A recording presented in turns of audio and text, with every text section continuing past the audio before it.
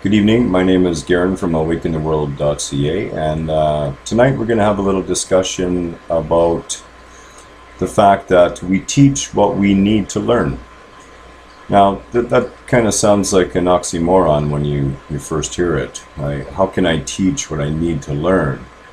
But there's a number of reasons why this is true. And the first and primary reason why this is true is we are, in fact, all one.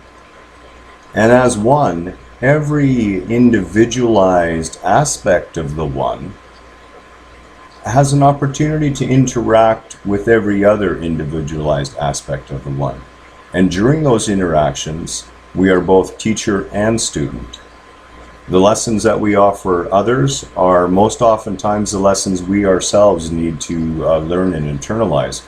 And I've come to realize this myself more and more as I do these videos. What I've noticed is that the daily blog writing, the daily video production, is causing me to become more and more focused on spiritual growth and deeper spiritual understanding. And it's also causing me to also realize where in my own life those lessons that I'm trying to impart, I am still learning myself. So this is a journey. There is no end game to worry about, okay? The universe itself, life itself, is all about cycles within cycles, patterns within patterns. The beautiful thing about them is just like the circle or the Ouroboros, if you're familiar with the term.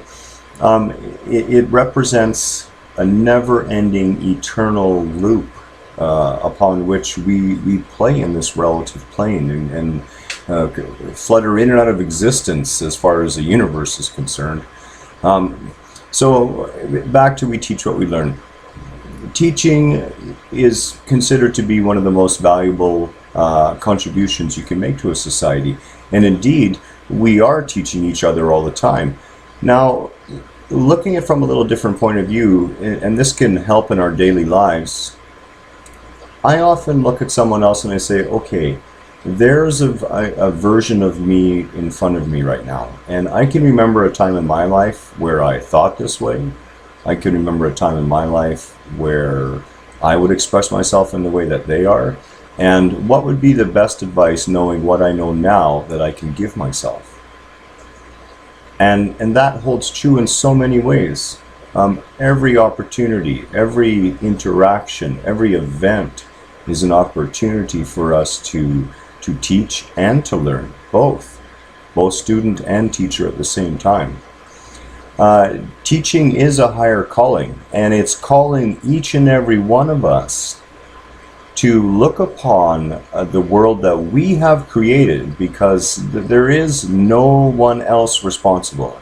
There are no other shadowy forces out there that are responsible for the state of our planetary being and the state of our societal being and the state of our species as well. I mean, this is our responsibility. We need to teach. We need to learn. And the best way we can teach is to recognize ourselves and others. Now, when it comes to teaching, we often say, well, I thought this life was supposed to be a playground, and what are we here to learn? Well, it's not really a learning, it's more like a remembering. Because we'll notice that anytime we act in a way that diminishes someone else, we ourselves feel diminished. I know whenever I have my egoic buttons pushed, and believe me, they still exist. I work with them on a daily basis. And I go unconscious. By the time I'm done having my fit, I feel sick to my stomach. My whole inside feels yucky. My energy is out of place and out of tune, and it takes hours for that to come back into harmony. And you really understand that when we do those things, we're actually doing it to ourselves. Now, the universe has a wonderful built-in function to deal with this, and that is in that every encounter you're going to face yourself. Now, who are you? Well, of course, you're this infinitely powerful spiritual being. One of the beautiful things that I love about the Nepalese people is actually that word namaste. Okay, it's a recognition of the divine light in your heart. That's the same divine light that I have. Literally the creator meeting the creator.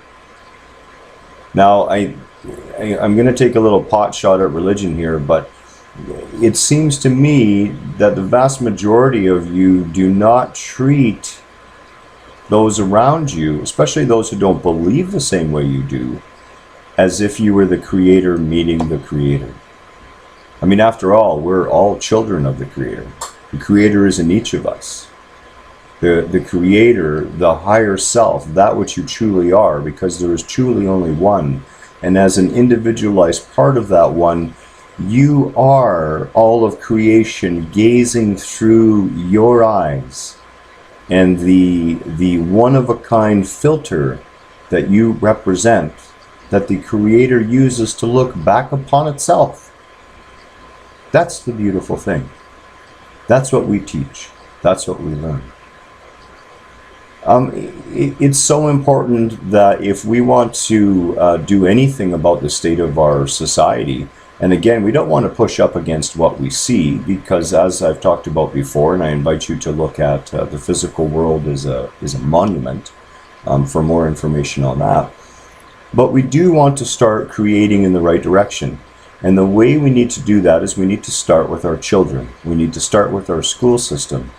And we need to instill in them the things that we look at in our society today and we understand no longer serve us. So we need to instill new things that will serve our society into our children. Now, I'm not talking about programming them or brainwashing them. Quite the opposite. I'm saying stop the programming and stop the brainwashing. This is the responsibility of teaching. We cannot look with a lack of attention or a lack of awareness or a lack of willing to take action at the way the school system and the social system and the media system is raising our children, and think that we don't own that responsibility. We do. We as an individual, we as a community, we as a family, and we as a species. We owe that to ourselves if we want to make progress.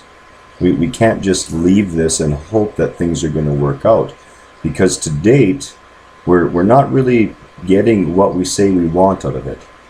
And we should really learn from that.